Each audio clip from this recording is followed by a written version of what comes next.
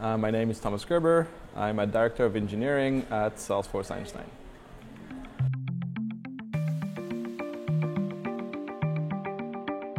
So we're building a platform to democratize access to AI at Salesforce, essentially enabling customers of Salesforce to leverage the data to predict, discover, recommend, or automate.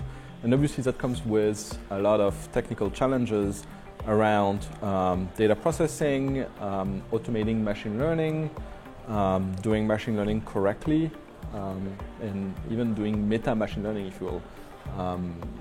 Let programs figure out how to properly do machine learning on unique problems.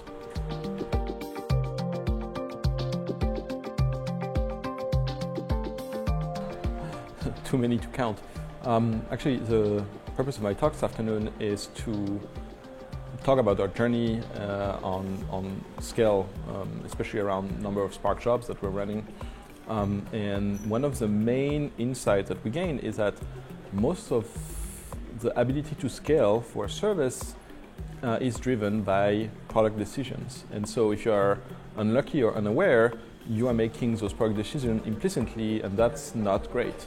It's much better to make them explicitly so you know what you're trading off. And I think like most of the time, you can make your ability to scale or scale much, much simpler by just making trade-offs. And I think that's a big lesson that we've learned. And well, in some cases you will have technical challenges that you'll have to overcome, and that's fine. This is where, for example, moving away from the JVM and instead focusing on threads within the JVM, it's usually a good thing. And that implies doing a lot of work. Using good distributed data processing distributed system, that's also obviously a good way to get past a lot of hurdles, for example, Spark. Using functional programming, that's also a good way, not necessarily to scale, but to get things right, because it's much more adapted to data processing, where most of what you do is transforms, than an imperative language. So.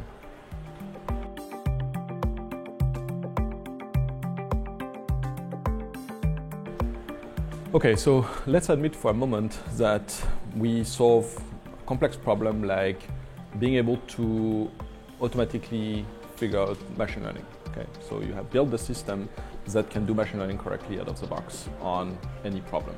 That would be great, right? And even if you do that, at some point in that process, you will try a lot of different modeling algorithms, and you will try a lot of different hyperparameters. And this is endless, meaning like you can really spend a lot of time trying to find the really best model for your specific problem in supervised learning. That's a lot of very expensive jobs to run, because usually those involve iterative and big joints, essentially. So it's costly. And so I think one of the questions that's going to be hard with regard to scale is figuring out what is good enough. That's a big question, and it's not an engineering one, it's a product one. Figuring out when it's good enough, one answer could be, for example, we drive that by price, right? We say, okay, we have that amount of compute available, and we'll try until we reach that, and then we stop. That's one possible answer, but it's not necessarily the only one. And so I think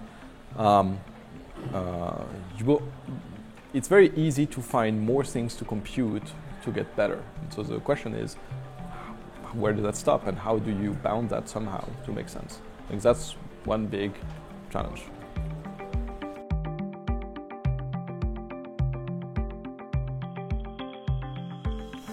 I started using functional programming when I came into the data processing space.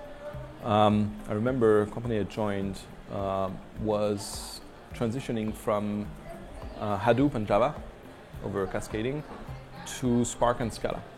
And the benefits, even though Scala was newer and more complex, and if you will, not more complex, but steeper ramp up, the benefits it yielded were immediate, because it was much easier to design your system, because essentially a functional programming language like Scala, for example, enables you to do WYSIWYG kind of things with your data pipeline.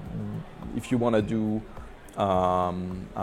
especially if you use it in conjunction with Spark.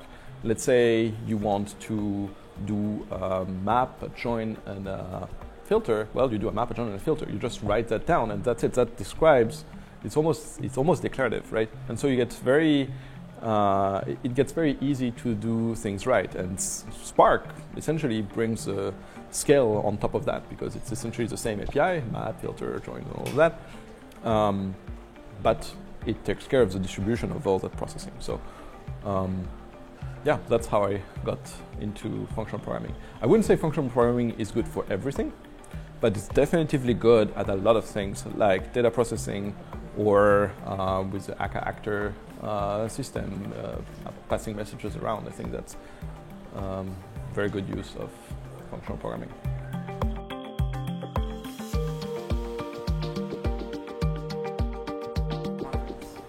The diversity of talks. I think it's really interesting. A lot of people are, really like pioneering in a lot of different directions, and it's very exciting to see that happen.